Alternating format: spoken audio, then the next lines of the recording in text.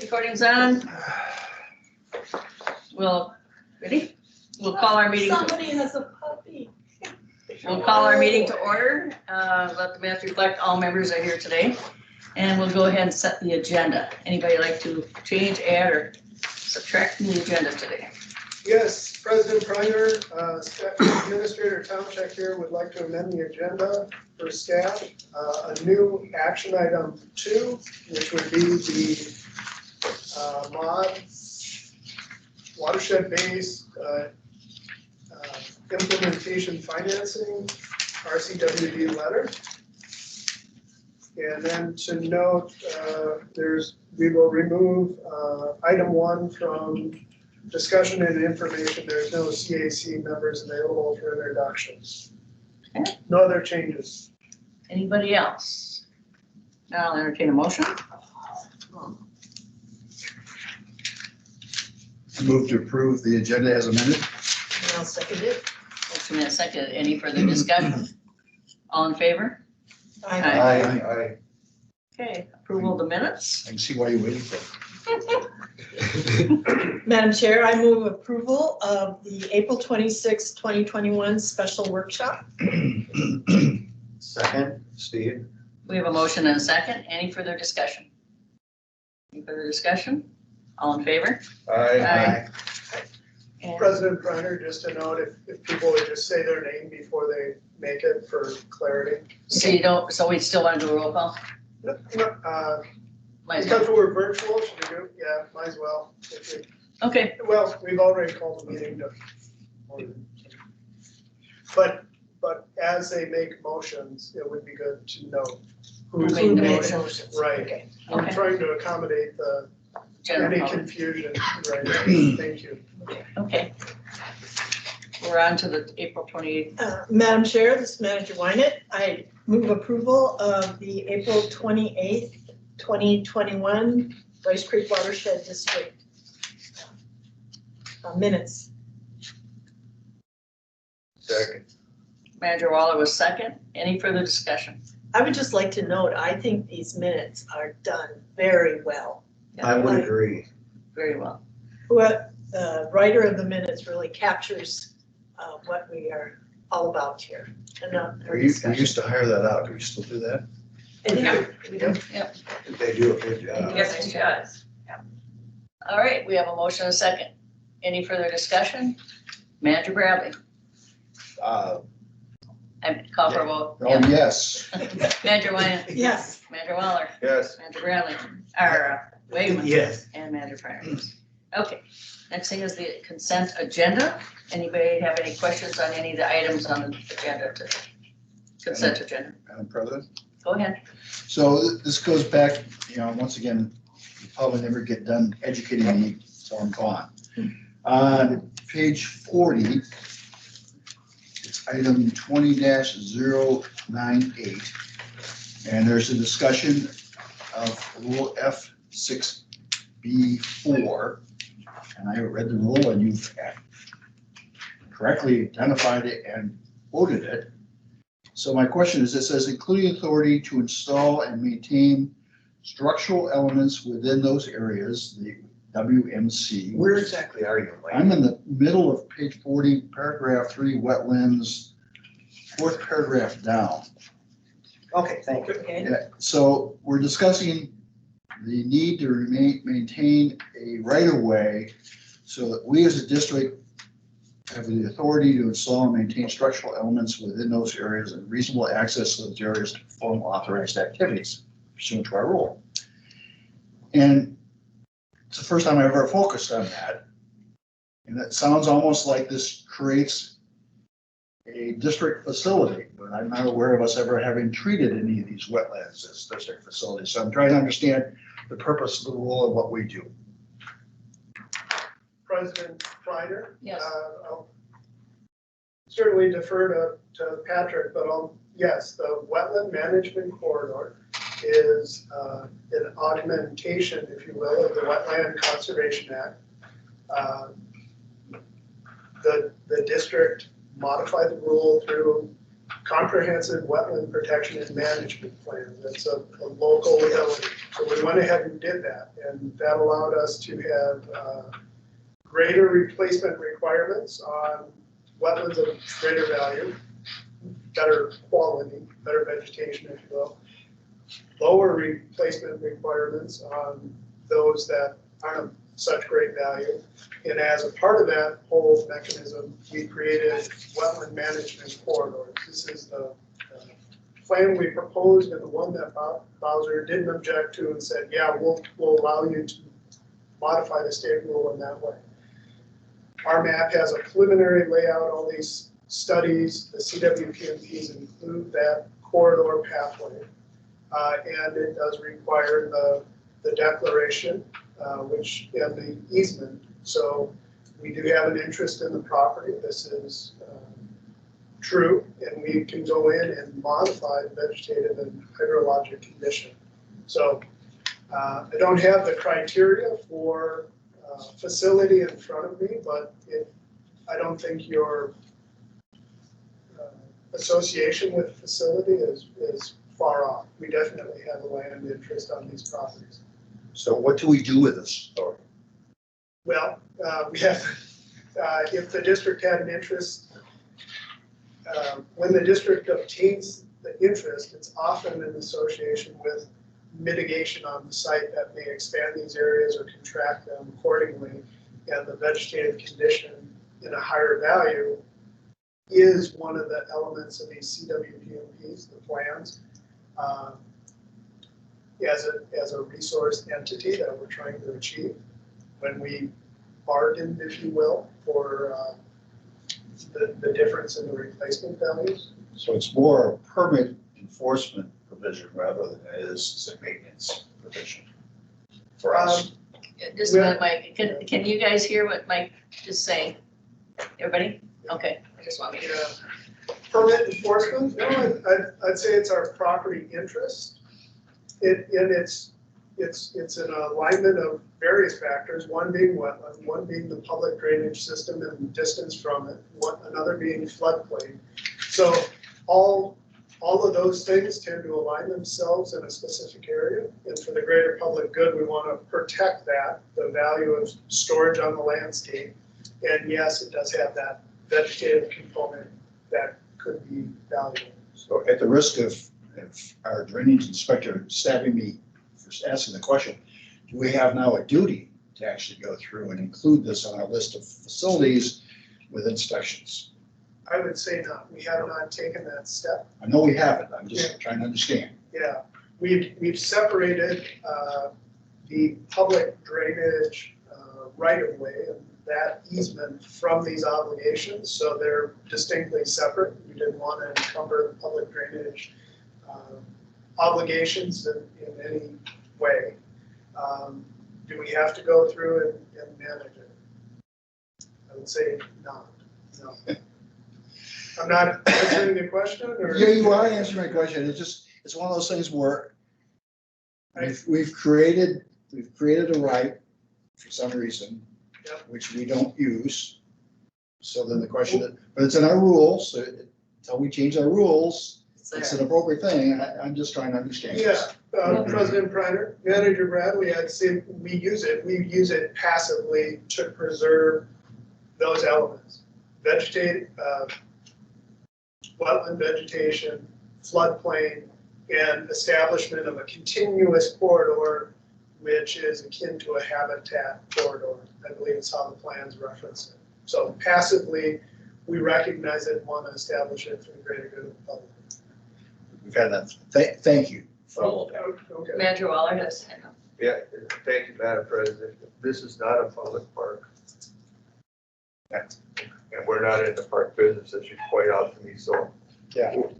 Clearly.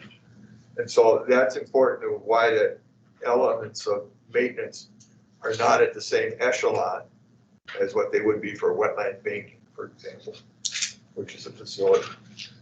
And I personally, myself, I'm not an enthusiast about this corridor issue or the two cities that, or three now, Salino Lakes, Columbus and Blaine that have them. Yeah. I always felt that they were an impact on future tying your hands in the future as to what you could do with it. So, but no, I'm not interested in elevating it to the level of a facility. And nor was I suggesting. you No, I should. didn't say you were. I'm saying I'm. But I wanted to understand. it. Yeah, no, I'm glad you brought it I'm up. glad you because- did, because I Because understand it it's a lot better it's now. It's a rule that I didn't like, I just didn't feel good about it because I didn't want to encumber future boards with expenses on maintaining something by creating a rule. The next step that you're pointing out is that someone could say, well, we're gonna step this up to an echelon, and therefore it's going to become a facility, and there'd be a lot more work in it. Manager Thompson?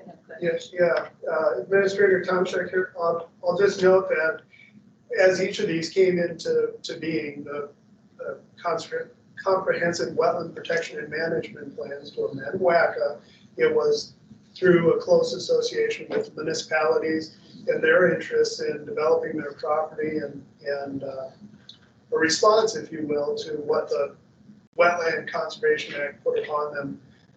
Much of the district, as you know, is low and wet, and with that large amount of wetland, they wanted to navigate it Try to get some- in a local approach. I going one step further, I'll just say the alteration in the hydrologic condition may be of an interest to the district in the future because you're constantly looking at storage and conveyance. So are there places on this corridor where additional storage and some modification, weir, berm, what have you, may be an important element of protecting landscape from flooding? Perhaps, I think that was some of the forethought, but that's where it kind of Yeah, stopped. that's where it stopped. We never could. So, Manager Waller? Madam President, thank you. So the concept that the cities were told was that this is going to give you certainty on what you can do in the future with the Corps of Engineers and with the Bowser Board, and yes, I don't know that that's happened. In other words, the certainty that they thought they were going to have, I doubt it. No. And it hasn't come about by saying, we can do this over here because we did this here, we have this in our plan, and we're free. No, Bowser has really never agreed. Army Corps, go ahead. Yes, Yeah. thank you, Manager Waller. You keep bringing up details of how this evolved, which is good. So yes, this is specific to the state regulation, Wetland Conservation Act. Obviously, there's federal regulation as well through the Army Corps of Engineers. Their process is for the development of what's called a SAMP, S-A-M-P, Special Area Management Plan. I recall there's one in the state up near Duluth, or in Wisconsin near Duluth. Lino Lakes has championed an effort to get their CWPMP as a SAM, and that has not occurred yet. It's been years. Whether they're continuing that effort, I do not know. Okay, we're gonna move on. We're still on our consent agenda. Is there any other? Thank you for tolerating my question. Not a problem. Appreciate it. All right, we'll need a motion. President Priner, sorry if I can jump in. Yeah, this is Patrick Hughes. I just wanted to note we do have one correction for permit application 21-030. So on page 58 of your packet, give you a second there and I'll pull this up as well.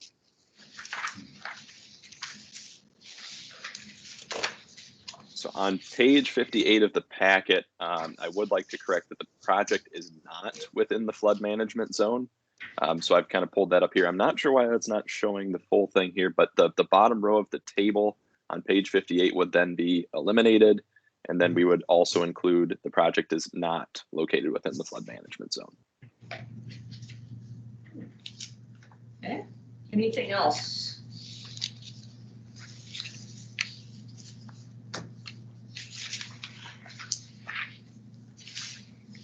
Okay. Any other questions? We're gonna go to we'll need a motion. Madam President, I would, Mike Bradley, move to conditionally approved pending receipt of changes. The permits 20-074, 20-098, 20-099, 21-008, and 21-030, and as contained in the engineer's findings and recommendations, as contained in the engineer's report dated May 4, 2021, as amended by staff. Mrs. Marcy, I'd second that. We have a motion and a second. Any further discussion? We'll call the vote. Manager Bradley? Yes. Manager Wyman? Yes. Manager Waller? Yes, Manager Wakeman? Yes. And Manager Reiner, yes. Motion passes. Water quality grants. This is a consent agenda also. Any questions anything else that you need to present, Lauren? Go ahead. You're on mute, there we go. Good morning, President Priner, Board of Managers. All I have to add is there are just 2 water quality grant program applications for your consideration today. These applications were considered by the CAC at their meeting on May 5th. And Brian Olson with Ramsey County is also here for any questions. Okay, go ahead.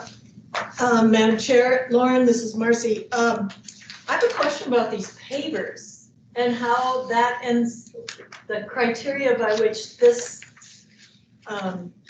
proposal meets the water quality. I thought we didn't include pavers, yeah. I'm sorry? I thought we didn't include pavers over time. Maybe I'm missing it. Go ahead, Lauren. President Priner, Board of Managers, Manager Wynand, the pavers are eligible for water quality, or are an eligible practice through the Water Quality Grant Program. We tend to work with the applicants as much as possible to influence them to choose cheaper projects that provide the same benefits. So that's why we don't normally see those very often. We recommend them only when there's limited space available, when other water quality practices just aren't feasible for a location.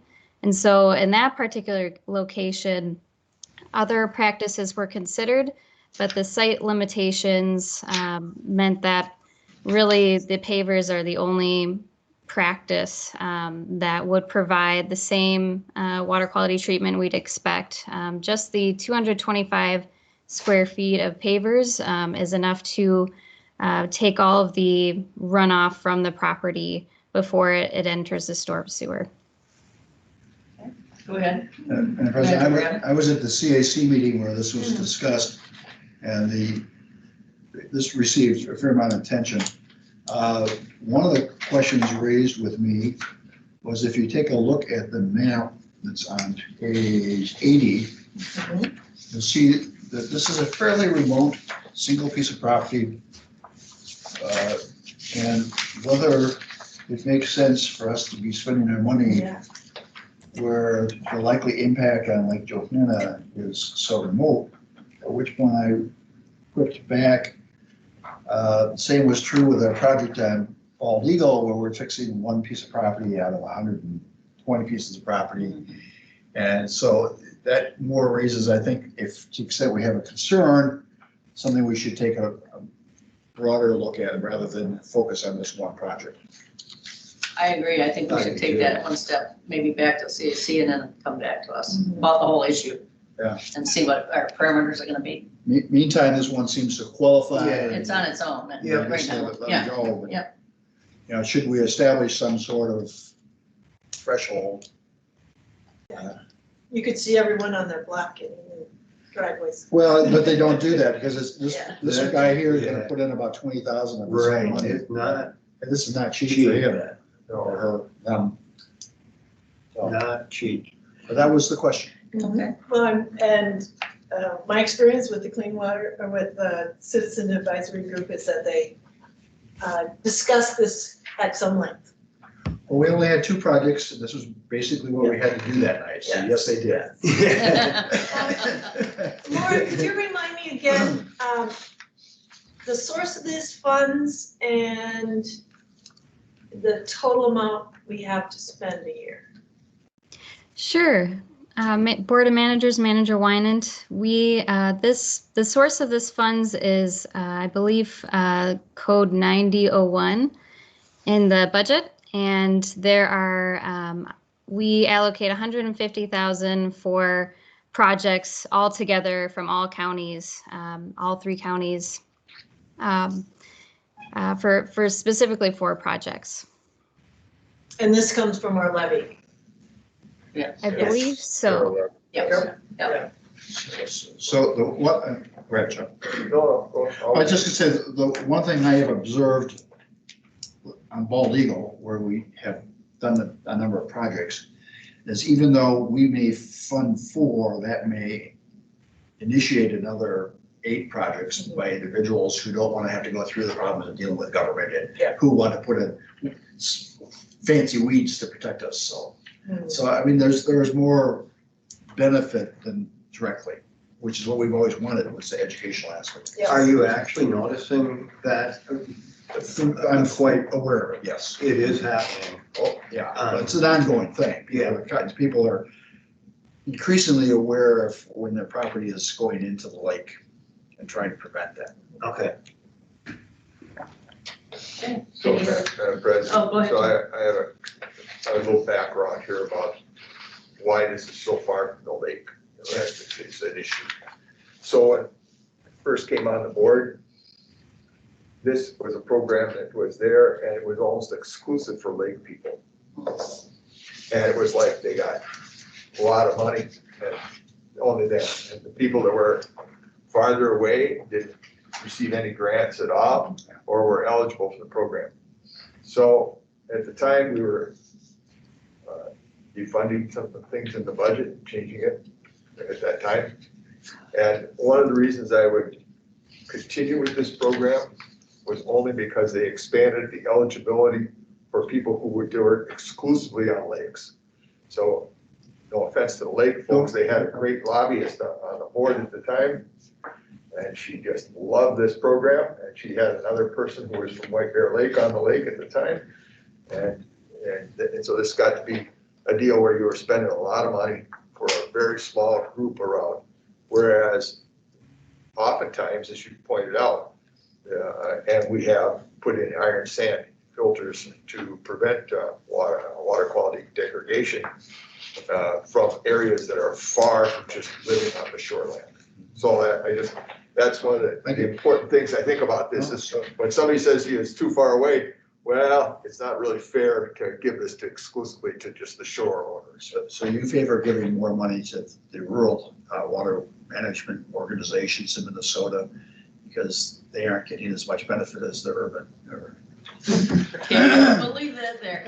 Manager Wynand. Madam Chair, this is Manager Wynand. I move approval of the water quality grant consent agenda as outlined in the above table, which is application R21-7 and R21-08 in accordance with Rice Creek Watershed District staff's recommendation based on established program guidelines dated May 6, 2021. As Manager Bradley, I will second that. We have a motion and a second. Any further discussion? We'll call the vote. Manager Bradley? Yes. Manager Wynand? Yes. Manager Waller? Yes, Manager Wegman? Yes. And Manager Pryor, yes. Motion passes. excellent. Is there anybody out there on, Skills on how to twist things. for public comment? Anybody? I can't tell if these are. No masters that, my No? friend. Okay. All right, thank you. So we'll move forward to the number 1, Next. Selesky Regulatory Affairs hearing. We're talking about the confirmation of cost only. We are not reopening the hearing today. So I believe we'll go ahead, discussion. Go ahead. Let's check. Or Patrick's gonna go. Okay. Yes, President Pryor, Board of Managers. This next item is on page 87 of your packet. This is a brief follow-up to the compliance hearing that was held at the last meeting. As a follow-up to that hearing, staff did send a letter per board's direction to the landowners at 4919 125th Avenue. In the letter, we identified the board's direction from the hearing and outlined a proposed course to resolve the compliance issues. Excuse me, as part of that letter, the landowners are offered the opportunity to either remove fill from the floodplain voluntarily, or they can submit an after-the-fact application to retain some of that floodplain fill on site permanently. As mentioned here in the memo per statute 103D 345, and how we've outlined it in the proposed findings and order, the after-the-fact floodplain fill application would include to cover staff's costs that were incurred to investigate and monitor the fill placed in the floodplain. So the memo here, we're looking for the board to confirm the cost amount that we can communicate to the Seletsky's that they would need to submit for that after the fact permit application. So we have identified that staff cost to date is $415.60. And this was calculated using the hours spent investigating the unpermitted floodplain fill multiplied by each staff member's burdened hourly rate.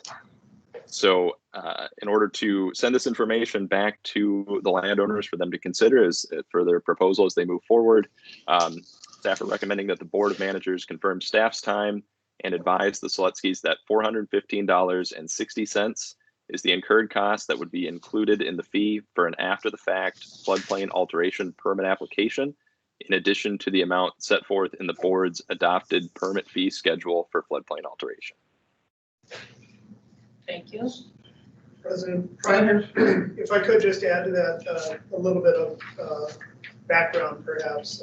Often we deal with, our statutory basis and want to get the board or provide to the board the knowledge of what actions are potentially before them.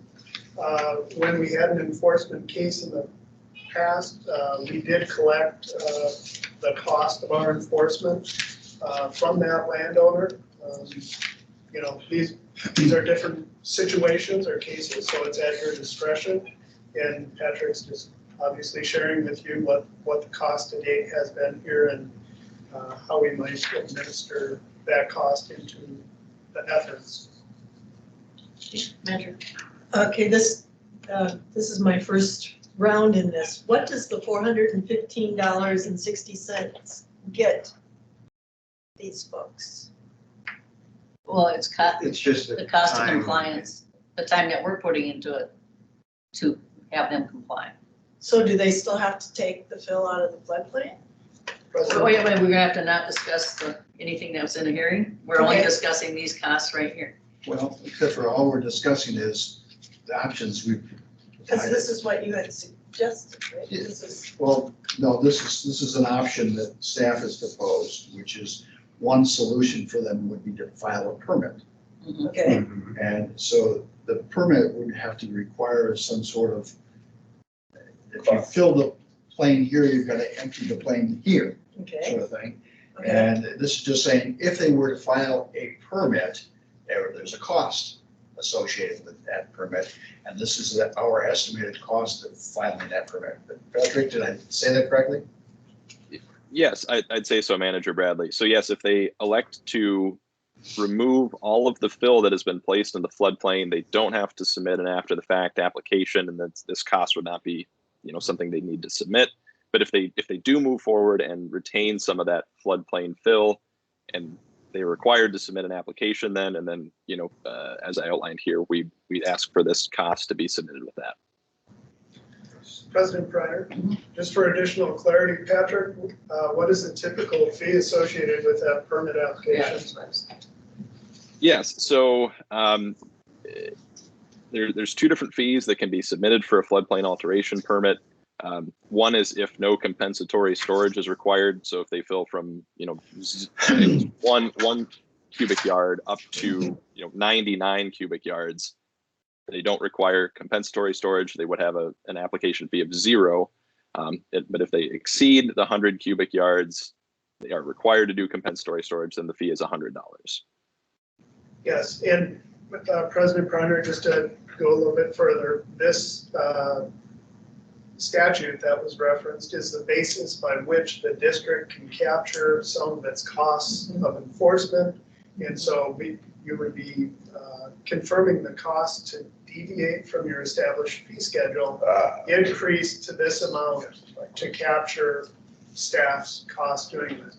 You may recall, or perhaps not, the staff originally brought this to you. I believe it was back in January that we initially brought up, hey, we're dealing with this landowner, we're not making progress. So much of what is in the letter and staff's efforts to date have been to reconcile and present options. Here they've been formalized based on the board's response to the draft order that you were presented with.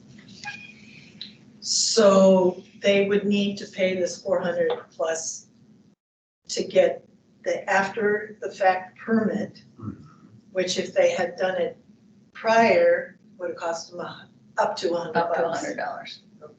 Okay, but there still may be further action that occurs once they pay this fee. Well, they're gonna have the cost to get out there. Okay, And there were, President Pryor, there were additional terms within the proposed order. Remains to be seen and not of discussion here. Again, it's just to confirm the cost. okay. And I want to ask that, were they notified of this discussion today? Yes, Okay. yep. If I can take that a little bit further, sorry, President Go Reiner ahead. and Board of Managers. Yeah, so the letter was sent and that should be included here in the packet. And that outlined, some action items and dates to those landowners. And this is one of them we wanted to confirm to those landowners.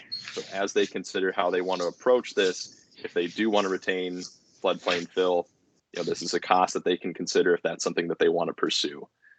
So they have not elected yet how they'd like to address the compliance issues. And, obviously the hearing is at the 26th still as well, but this is just one of those interim steps. President Pryor, to add to that, Patrick, good job. So in the landowner determining their course of action, the permit application fee, whatever the board decides, would be an important component in making that decision. Right, Or it's could be. informational for them. Correct. Yep. I want to make a motion.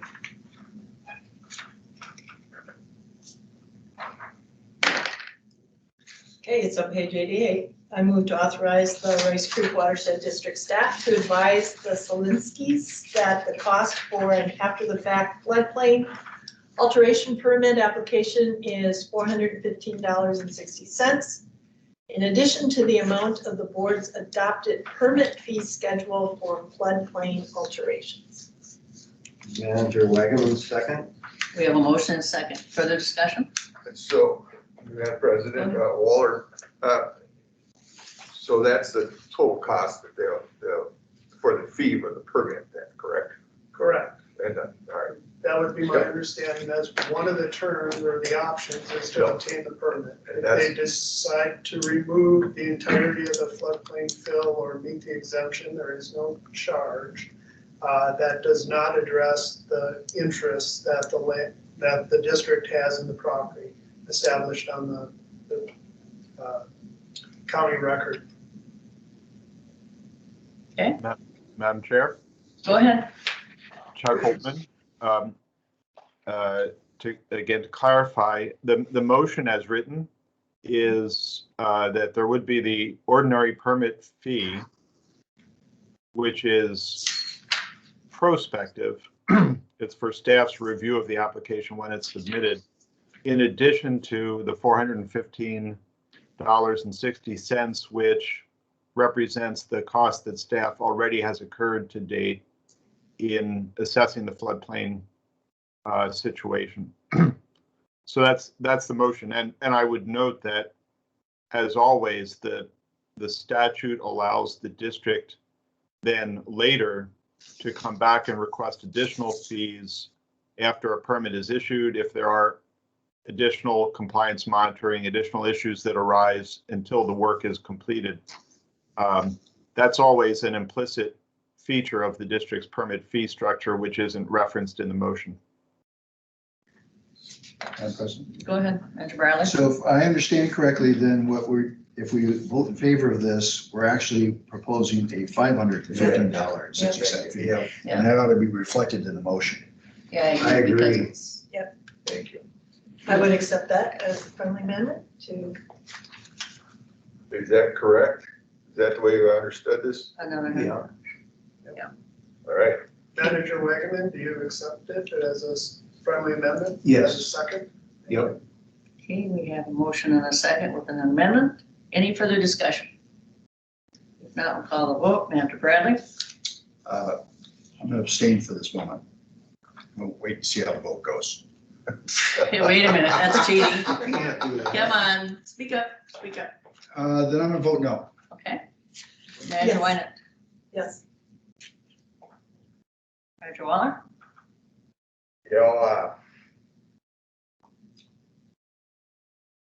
I really would like to have had more discussion. So that now that I hear that, because my question earlier was, does this include the $100? It got to be $515, and so the way it was presented at first, it was like, this was the total This was the amount. total dollars. Right, and Yeah, that, but now we have an amendment that. Yeah. that was a Addresses. mistake, Yeah. but I don't see. And I realize it's an amendment, we should vote on the amendment, but it's accepted. Is that what we're voting on, the amendment to the motion here? or- Well, we were voting on the motion, but we should vote on amendment, you're correct. President Pryor, if, just to note, and I realize you're having the discussion, in the proposed motion, it does note, the $415.60 Is in addition. is in addition to the district's Oh, yeah, it does. regular fee. Yeah, Yeah, that's and right. Manager Bradley did clarify. Just that. clarifying. Yeah, Although Patrick would like to make a comment, and then President Pryor perhaps, for To go back. rules of Yeah. order, maybe you want to refer to council if there's anything that needs to be corrected. Okay, let Patrick speak, please. Yes, thank you, President Preiner. I just would like to mention, so it could go up to 515.60 if they removed, portions of the fill, and then they're, let's say they leave 20 cubic yards per the fee schedule, they would not need to submit an application fee, so then it still would be the 415.60. Just wanted to clarify that point.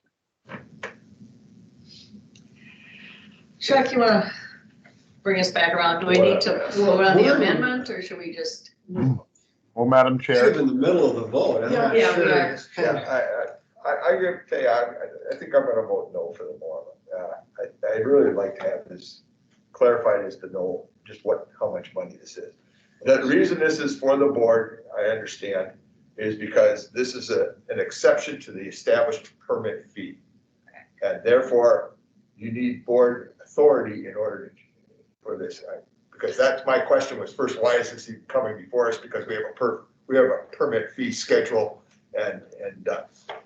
this We is have a- done this before. on the Yeah, plan. it's a penalty fee is what it is. Yeah. That's why I voted no. I'm. Yeah. I'm gonna vote yes. I don't see anything wrong with Race Creek recouping their cost on that. And if they decide to get the permit, I don't see anything wrong with paying for that either. I do feel bad about their situation, but I don't see this as being a problem. So I'd vote yes. And I think I'll go ahead and vote yes too, because I do believe that when they're creating extra costs for us someplace, it's not for the general public to be paying for that. So motion passes.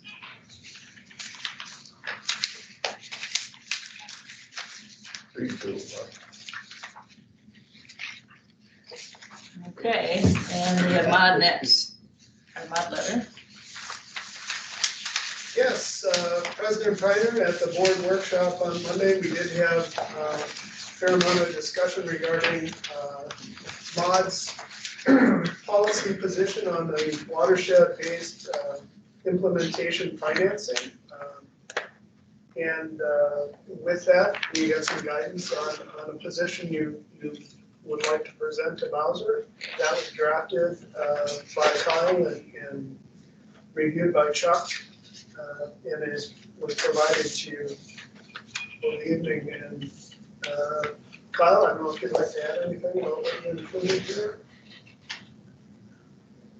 You're muted. Yeah, there we go. Sorry, my computer's running a little slow this morning and I'm still trying to get that document pulled up. What we'd attempted to do here was essentially kind of keep it short and sweet. Referencing the policy document that was discussed the other day. Again, trying to just, again, keep it simple, point out the parts, the policy statements that we discussed and the board seemed to indicate support for. We did modify some of the language on that third point, hopefully to be a little more clear about the discussion that occurred on Monday. So otherwise, open to additional tweaking or statements, and I expect Manager Bradley may have something to add. So. Manager Bradley. So let me explain first my concern.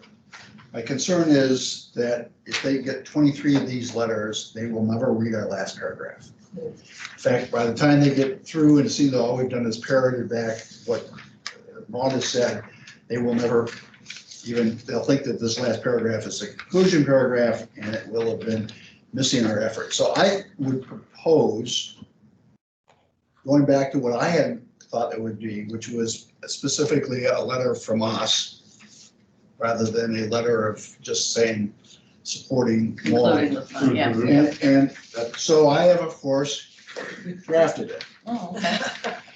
And I will give these notes if we agree to go with my concept, but it doesn't take much. So first of all, thank you for doing this because it gave me something to work from, which is always easier.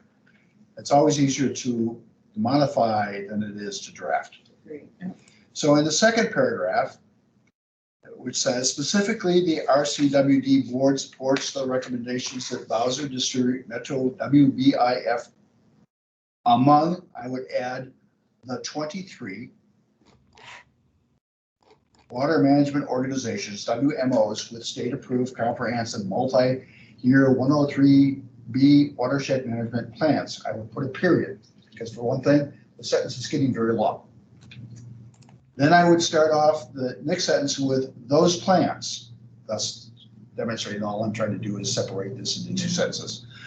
Those plans implement multi-jurisdictional priorities at a watershed scale.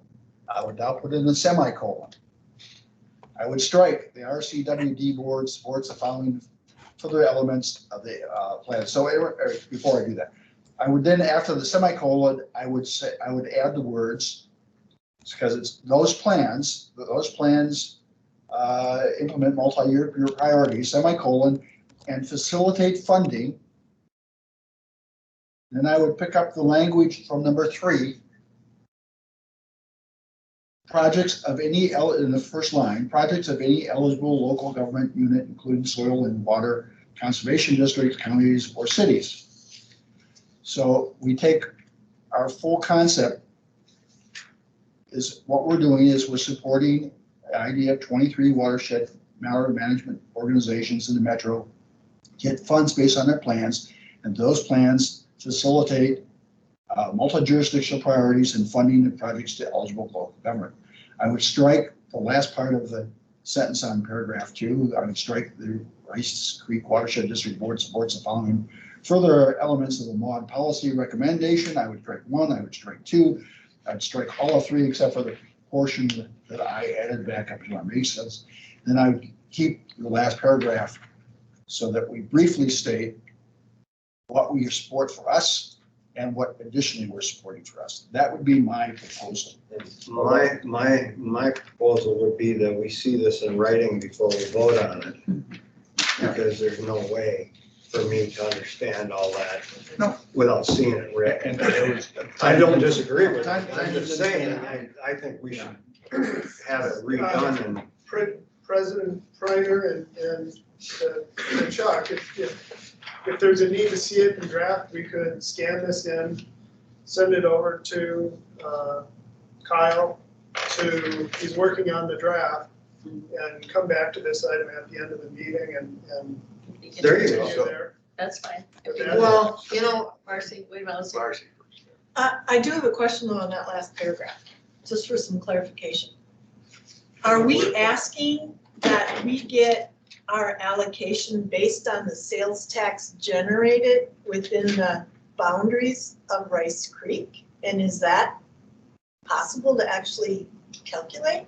So you bought a car at some dealership in the Rice, Yeah. or is this based on acres? Is it based on population? How are we proposing to So, reallocate that? Go ahead, Jim. Madam President Waller, I don't think that's difficult to calculate sales tax collected within the Rice Creek boundary because it's, the revenue department knows who collects it as a business and they know where the location of the business is. That's, you know, and that's a point that, in fact, they could even, it doesn't have to necessarily be, well, I personally would advocate Rice Creek because I believe the money collected in the district should be spent in the district. That excludes the whole district, not just portions of the district. Well, I was just But I'm clarifying what it saying- is that we're, yeah. what is. Right. I'm saying that's an important thing to point out here is that, or a portion of it, because we provide a tremendous amount of money there. Right, And- right. And you might as well ask for it all first before you start sharing. So Kyle, how has it been distributed prior? So currently, and to be clear too, we're talking about a very small portion of the legacy amendment in aggregate. But my understanding, and I don't know the exact formula that Bowser uses, but it has something to do with, Nick, maybe you even remember, it has something to do with like the amount of water bodies or the amount of water resources in a watershed and the acreage of private land. It's a fairly complicated formula that they use to determine how they spread the money across the state. I could be slightly wrong on the terminology there, but it's they've had that in place for some time now. President Brenner, I generally agree with what Kyle said. It's some observation of public to private land. Yeah. It's present in the surface water bodies that exist. That's my understanding. So we're being very specific here about where we want to find the money and just pointing it out. No, that's good. Madam President. Go ahead. So it's important to know that the money is spent at home to take care of your deals. I mean, our money, the way the formulas work, Kyle's and probably, and let's point out, there's this big formula. There's been more and more users of this formula, obviously, because that's why we're getting less and less of it. And I believe one watershed, one plan has an impact on that because you got to fund that somewhere. And the one watershed, one plan is generally of counties and townships or cities and not necessarily watershed districts are in existence where these one watershed, one plans are going into. For example, the Upper St. or Lower St. Croix, it has some watersheds that are in Washington County, but when you get into Pine County, you don't have a lot of them up there or out of these other areas. Even northern Chisago is just really don't exist. So, but somebody has to fund those, how that's going along. So that's whatever the main formula is how much watersheds receive. Obviously, someplace we're receiving less, so we have to have some basis for receiving it back. No, that's how I look at it. Thank you. Let me see, but I wanted to ask a question, Madam President. Go ahead. Of our resident scholar here. And we're gonna leave the first paragraph alone? You know, I wanted to make it shorter, Yes. but I decided that I should leave my editing to things that are important rather than aesthetics. I try to actually contain myself. Well, the reason. And I didn't have a simple way of making that short. That's Okay, right down. well, the reason I asked that is because it's a long paragraph in there, and then we get explicitly to the point of what we want to do in the end. And so that's the reason I asked that question. Yeah, I just didn't have a simple way of making it short. Maybe that's why it's written that way. Yeah, there. When I can't improve on it, it's gotta be good, right? Kyle? Thank you. President For what it's worth, I can take your notes here and reassemble it if I have some time yet before the end of the board meeting and bring this back. So I can undertake that right now in real time. Okay, let's go with that, and if we have to, we can take a little break and then come back to it, if we want to conclude this today. That would be preferred. Okay, so we'll go ahead. Check register. Madam Yeah. President, I move to approve the check register dated May 12th, 2021 in the amount of $53,703.79 prepared by Red Path and Company. Madam President, this is Bradley. I second. We have a motion and a second. Is there further discussion? Now we'll call the vote. Manager Waller, let's go backward. Yeah, yes. Manager Wagman, Yes. Manager Briner, yes. Manager Bradley, Yes. and Yes. motion passed. Engineer updates and timelines. Anybody have any questions for the engineer? Or Chris, do you have anything new for us that we should consider? Madam President, I don't have anything specific to point out, but can certainly address any questions. Okay. Anybody have any questions? If not, we'll go administrator updates. Yes, President Pryor, Board of Managers, I'll just note to you that staff, along with our consulting engineer and attorney John Cole, have been working with a DNR in regards to a new JPA on the JD2 weir. Previously, we did have a joint powers agreement on that item. As the order for the placement of the weir issued by the Drainage Authority was conditioned on it being the sole hydrologic control in the DNR's issuance of permit. So we had a cooperative JPA in place on how to monitor and look at that. And that one has expired, and we're moving forward with a new JPA. I hope to bring the draft one to you on the May 26th meeting for consideration and approval. It's not wildly different than what you had last time. What did you say? Yeah, JD2, that's the one on Rice Lake. Right. Going. There's a weir located at the. Oh, okay, that one by your place, got it. Manager Waller? Thank you, Madam President. So thank you for the update there. I would ask that, that area is starting to change land use heavily. For example, we just cleaned branch 1 and they're now building 96 homes. It'll immediately dump right into branch 1 and within the area. There's about a 4 square mile area that's going to, as sewer gets going out, you know how that goes, a little bit here, a little bit there. These were 4 10-acre property owners that put their properties together for a developer. I can see that happening to the rest of those 10-acre property owners in that 4 square mile area as they go along. So that's going to put greater pressure on the basin where the storage is in Rice Lake.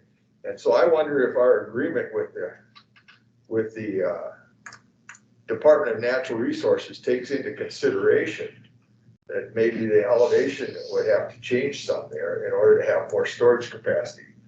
For example, historically, that lake is about 918. And so if the weir structure was lowered and as more and more impervious surfaces added because homes being put in there, roads and such, also the ponds that are going to go in there to control the volume and rate control, maybe that storage capacity will need to be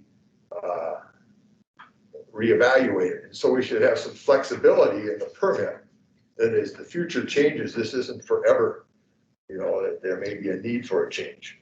For example, once those homes are in there, as they have on Bald Eagle Lake, and they have on Lake Phelan, as they have on White Bear Lake, They have many of these urbanized lakes. There's no more firearms use.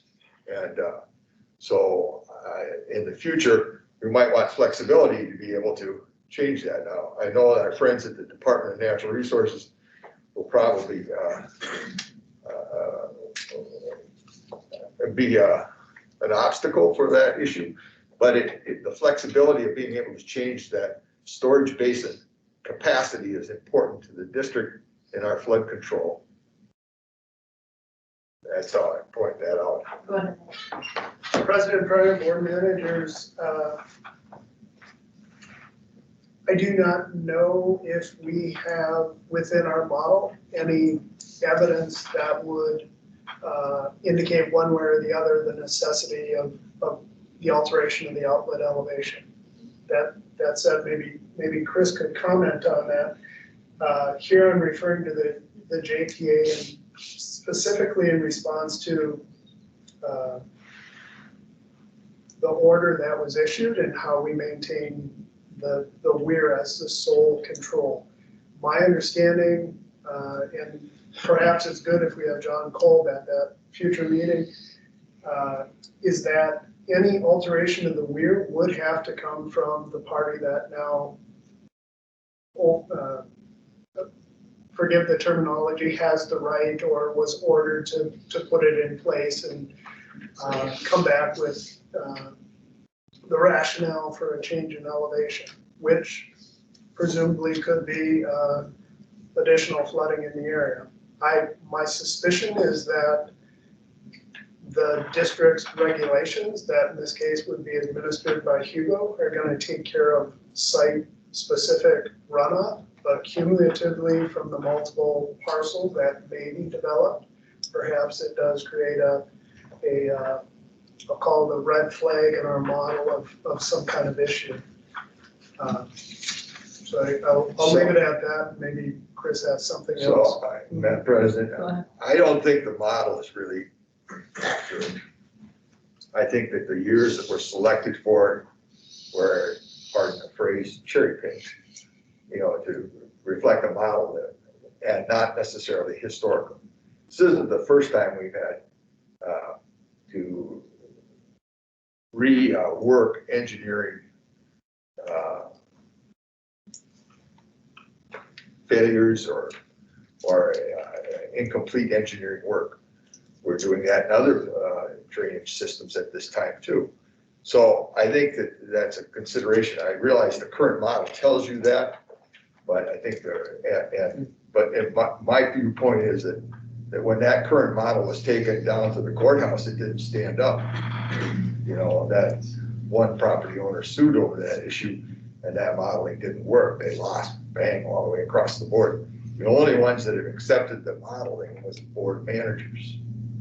So that's why I say that I'm not so certain that the basis for the decision is the best. And I'll just leave it at that at this moment. That's why I want to see some flexibility built into the future of how you control that structure. President Reiner, I guess I don't believe as the administrator I should leave it there, but certainly Manager Waller has raised a concern in questioning or seeking better understanding of the modeling that exists. The permit protocols that you have in place, any parcel that's developed and the site conditions that are proposed are developed by an engineer and then reviewed by the engineering of either the district or in this case the city for consideration that they're in alignment and address the standards that you've adopted and here the city has independently put into place with your acknowledgement. I personally would offer an opinion that you on a regular schedule considered consistent with statute the engineer that you'd like to have do the work of the district. You've selected Houston Engineering to do that and they've proceeded accordingly. I think that it's wonderful to have discussion about the content of their materials. You're looking at additional cost and time if you would routinely seek outside alternative views on what's been contemplated. Well, in regards to this update though, is that, how often do we renew that? The last JPA, I believe, was a 2-year term and it expired. Again, its purpose in general terms was simply between the open water, the lake, and the weir that was ordered to be put in place. We had vegetation issues that caused it to periodically not be the sole hydrologic control. And so we worked with DNR to have this to meet the order's terms or the condition. In that it expired, it seemed short-sighted because for forever and a day, we're gonna have to go on to assure that is followed. So a follow-up JPA specific to how that maintenance occurs and kind of the work plan through the years, investigating the weir, any upstream vegetation. They've canoed it, that's part of the work order. I think there's some drone investigation. In other words, just being attentive to it, all things that we do as a public drainage authority on our systems. Again, I don't know if Mr. Otterness has anything to add or clarity. Madam President? Yeah, I think Nick stated that all very well, and I guess the main point there with all of that is that this JPA is really concerned about how that maintenance on the system gets performed, meaning the maintenance with regard to how it was the ditch was impounded and the resolution that the board had for that. And so really that is only a vehicle for having maintenance completed and not for changing any of the terms of the resolution and order that the district had on that part of the system. So if anything is needed to be changed with regard to that, as Nick indicated, that would have to go through a different avenue other than the joint powers agreement. I do think that it is important to be conscious of the potential for land development uses to have cumulative impacts that may not be captured outside of the rules. So I do think that it would be beneficial to have discussion with Hugo staff regarding how they are implementing stormwater management rules in this area and to make sure that those potential impacts, if they are, something that potentially could be cumulative in that area, that they are being viewed in that kind of light by city staff as they're completing the permit reviews there. I would like to see that happen and continue, because there will be changes. Andrew Waller's right. If there's anybody who can do a good job though, at trying to figure out a way to use that water beneficially, it would be Hugo. Yeah. That's true. President Reiner, I'll just say we can I'm certainly looking reach forward to out. pumping it back on my farm to water the corn. Thank you. You're welcome. Go ahead. President Reiner, annually, the district does reach out to the municipalities for any changes on the landscape that may influence our model. So we've done that already, or working through that at this time as Houston looks to update the model. We can certainly reach out to Hugo to investigate or receive their thoughts on how we might facilitate good communication on that matter. And then we can also reach out to John, like I said, and have him present on the 26th to discuss some of this further if you'd like. But again, it is, I'd echo what Chris has said, it is outside of the JPA in my mind, which I think is a different amount. I agree, that is outside of it, but it's important that, it's really important this gets done right at this point, so. Yeah, I agree with It has that. to be. There, just to piggyback on Manager Bradley's comment, there has been precedent for that back in the 40s on what is now Diamond Point East. The owner of that property was named Mingo, and he had authority to use water from that basin. And because branch one goes right through was his farm at that time. Just as we do it downstream farther at Nipchecks, for example, they used to pump out of it, many people pumped out of the creek. Although Nipchecks have got to a well now, so it used to be, so there's, that's been a past use.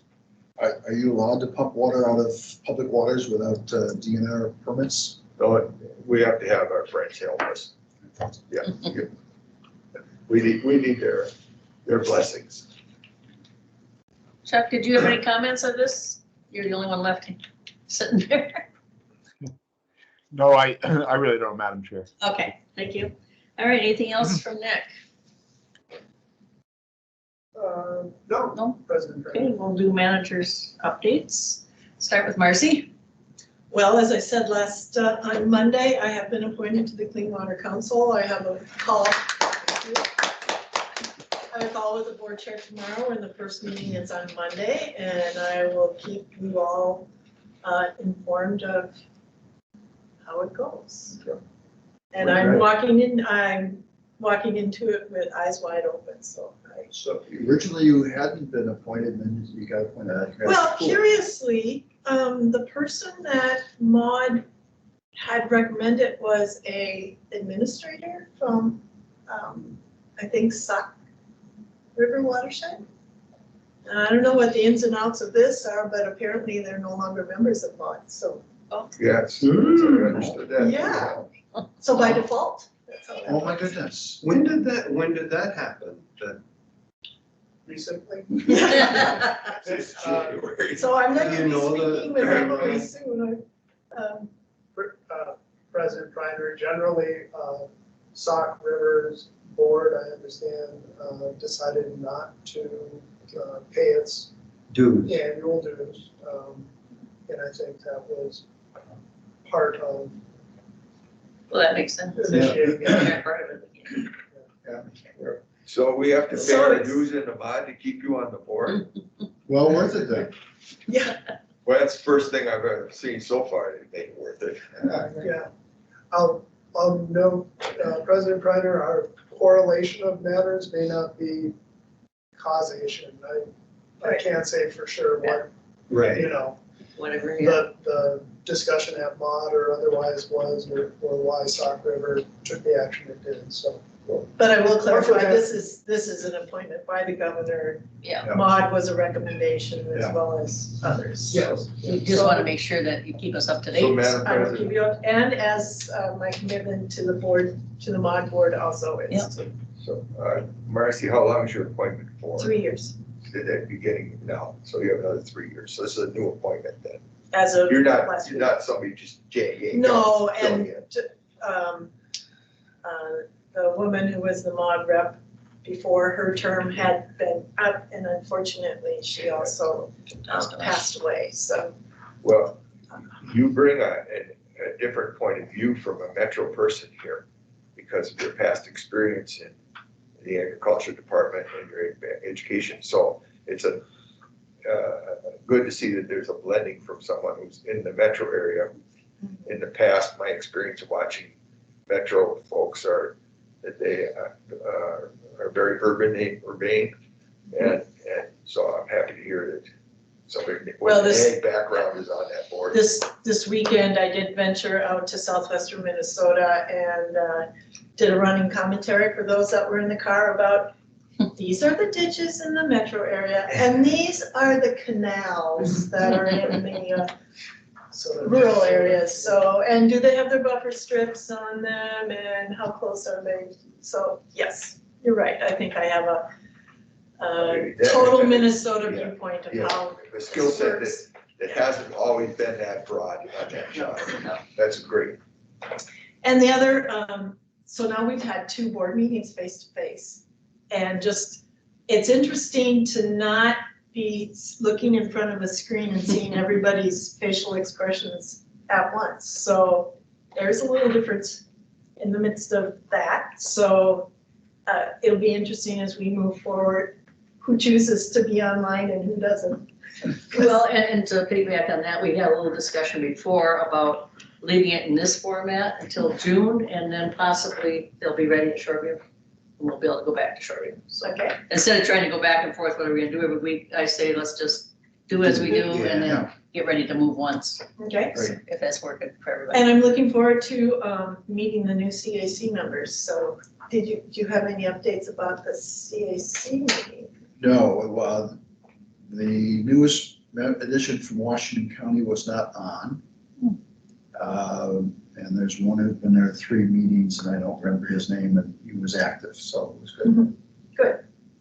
Is that your update then, Andrew Bradley?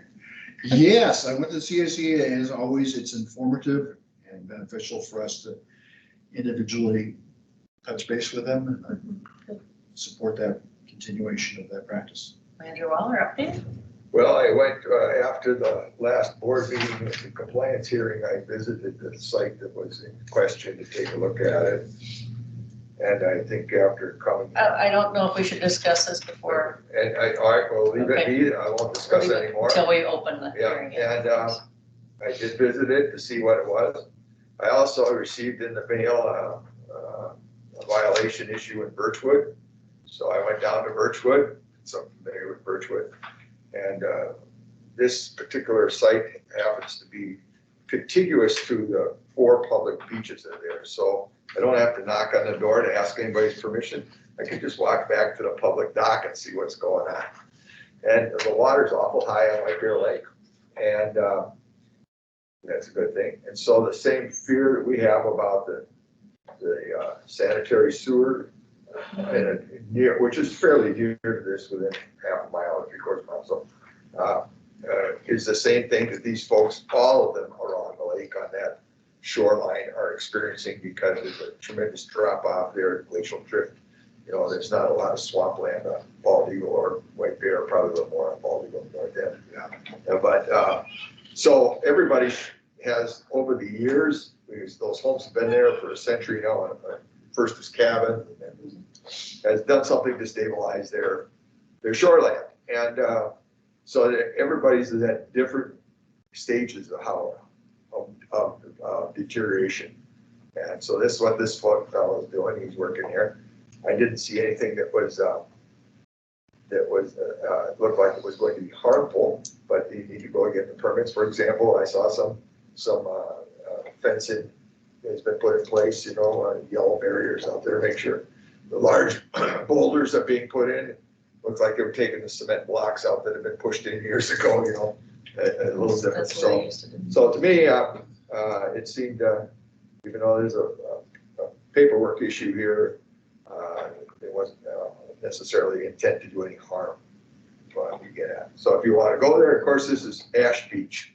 And in Birchwood, they have 4 of these very narrow beaches, which are wide enough to put a fishing boat on and a trailer when they were first put in, and a public dock. You can go swimming, you can pay a fee in Birchwood, it used to be. And then you had people that didn't live on the lake still had access to it in the village. Thank you. Andrew Ayman? I have nothing. Okay, and I have nothing new. Is Kyle, go ahead. If I could, just Go ahead. to echo, not intending to cause discussion or anything, the notice of violations that you receive, protocol, you know, is to be informed of the board and just if you had any knowledge of it or that you're aware, should you get calls or that sort of thing.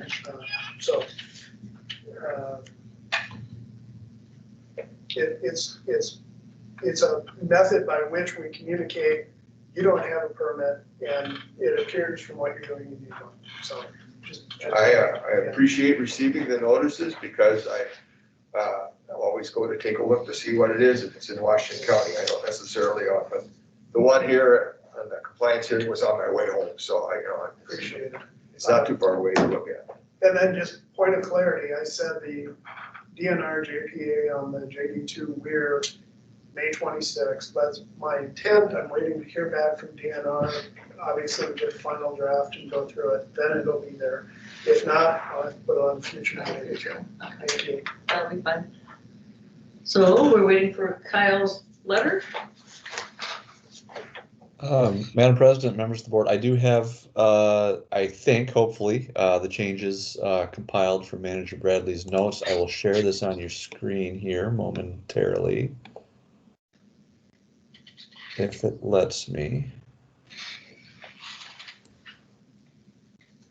There we go. You just send them over so we can. All right. Can everybody see that? All right. How short it is. Can you make it a little bigger? Yep, I can make it bigger. Printwise. Lots of Zoom.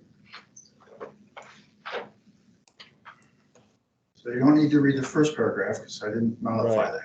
So hopefully, Manager Bradley, I do recall you mentioning something about a semicolon, and I didn't know where that went in here, but just take a read through it and let me know if there's additional changes required. I can do that right on the fly. Could you zoom even more? Perhaps.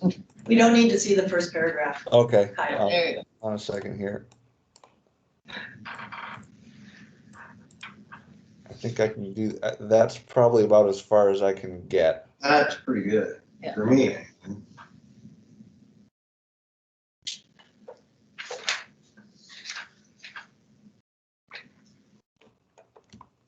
So Kyle, I believe the semicolon went in the second paragraph, or the first paragraph there, Well, behind. You dropped it, right? Yeah. I'm not sure it needs it. Well, You don't need it now. I don't I think I see need it where now. you need it. It was going after watershed management, after watershed scales, I thought we could put that. Let's see.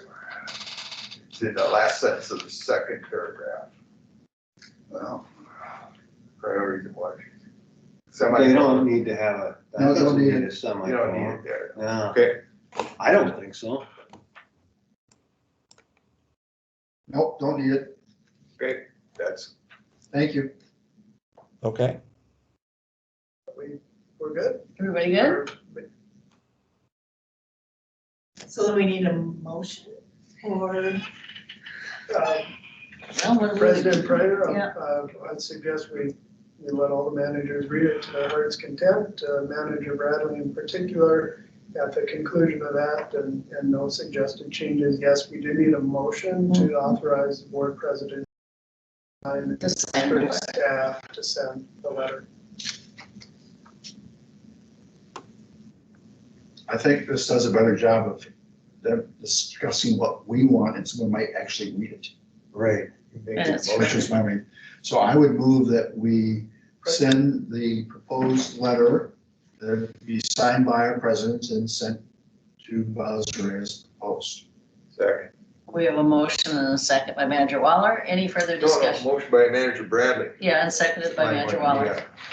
Okay, President Pryor, not to involve myself in the board's discussion unnecessarily, but wouldn't water management organizations, each of those words be capitalized ahead of the acronym?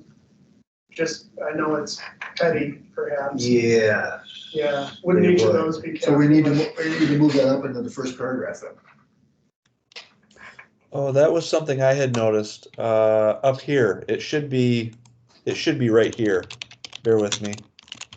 I forgot to, Yeah, that's done. There you go. There we go. Madam Chair, Go ahead.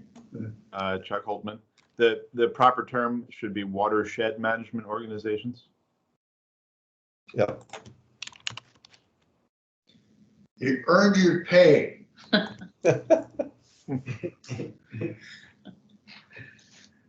that's high praise. Yeah. It's a retainer, so He didn't have to say a word.